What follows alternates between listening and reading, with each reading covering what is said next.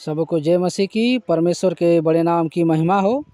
परमेश्वर ने हमें एक बार फिर अवसर दिया है कि उसके वचन का हम अध्ययन कर सके। आज हम लोग 4 सुसमाचार के विषय में अवलोकन करेंगे। The 4 gospels. क्या आपने कभी सोचा है कि नया नियम में सिर्फ एक सुसमाचार के बजाय 4 अलग अलग सुसमाचार क्यों हैं? ये एक ध्यान करने वाली बातें हैं। हम लोग मत्ती, मरकुस, लूका, यूहन्ना 4 सुसमाचार को पढ़ते हैं। तो सवाल ये होता है कि एक ही सुसमाचार क्यों नहीं दिया गया यीशु मसीह के जीवन को दर्शाने के लिए, लेकिन हमें 4 सुसमाचार मिलता है। आखिर 4 सुसमाचार क्यों? आइए इन सब बातों को आगे जानने के लिए हम इस वीडियो को पूरा देखें। सर्वप्रथम, एक ही सुसमाचार क्यों ज़रूरी है? प्यारो, जब हम देखते हैं बाइबल के विभाजन को, तो नया नियम में लगभग 27 किताबें हैं। इस 27 किताबों को 3 भागों में साधारण रूप पर बांटा गया है। पहला भाग उसको बोलते हैं इतिहास, जिसमें 5 किताबें हैं, मैथ्यू, मार्क, लूक, जॉन और बुक ऑफ एक्ट्स। दूसरा भाग पौलुस लेटर्स, जिसमें हम 14 लेटर्स को देखते हैं।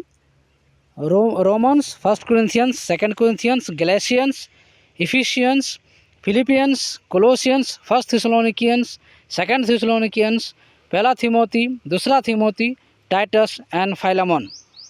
उसके बाद हम लोग तीसरा विभाजन जनरल लेटर्स, जिसमें हम लोग Hebrews, James, 1 Peter, 2 Peter, 1 John, 2 John, 3 John, Jude और रेवलेशन। तो लगभग हम लोग 27 बुक्स को इस तरह से विभाजन में बांटते हैं।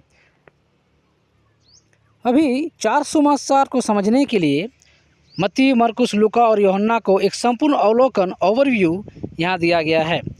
क्यों 4 सुसमाचार प्रभु यीशु मसीह के जीवन को दर्शाने के लिए ज़रूरी है? चारों गॉस्पल लेखकों में से हर एक ने यीशु के जीवन, सेवा, मृत्यु और फिर से जी उठने पर एक अनोखा नज़रिया पेश किया है, जिसे अलग अलग मकसदों के लिए, अलग अलग दर्शकों के लिए लिखा गया है। दूसरा, साथ मिलकर वे उद्धारकर्ता की एक समृद्ध कई तरह की तस्वीर बनाते हैं।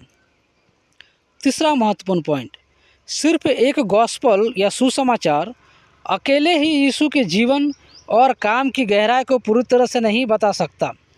एक साथ पढ़ने पर अगर हम इन तीनों सुसमाचार को सब मिलकर, चारों सुसमाचार को एक साथ अगर पढ़ते हैं, तो वे हमें मसीह की पूरा तस्वीर को प्रदर्शित करती है।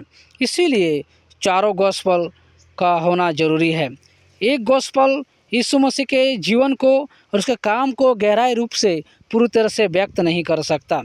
आइए हम लोग चारों सुसमाचार को एक तुलना करके देखते हैं। मैथ्यू, मार्क, लूक और जॉन। मैथ्यू का जो मुख्य सेक्शन है, हम देखते हैं कि वो सरमन के ऊपर ध्यान देता है, और बल्कि मरकुस मिराकल के ऊपर, चमत्कार के ऊपर, लूका दृष्टांत के ऊपर, पैराबल्स, और यूहन्ना डॉक्ट्रिन, सिद्धांत के ऊपर ज़्यादा ध्यान देती है। और अगर हम मैथ्यू में देखेंगे तो उनका आइडियाज़ जो मुख्य रूप से व्यवस्था है।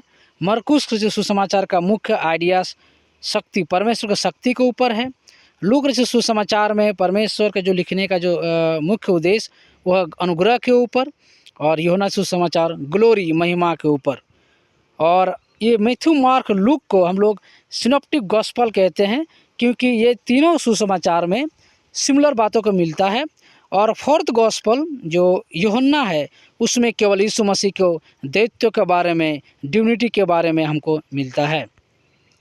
प्यारो, आइए हम लोग एक एक गॉस्पल को, एक एक सुसमाचार को हम लोग एक एक करके डिटेल में ओवरव्यू देखेंगे। मत्ती सुसमाचार, इसका लेखक मत्ती है और उसका श्रोता जो है यहूदी लोग है। उसका इस किताब को लिखने का उद्देश्य यही था कि यीशु को पुराने नियम की भविष्यवाणियों को पूरा करते हुए मसीहा के तौर पर दिखाना था। इसका विषय वस्तु है स्वर्ग का राज या परमेश्वर का राज।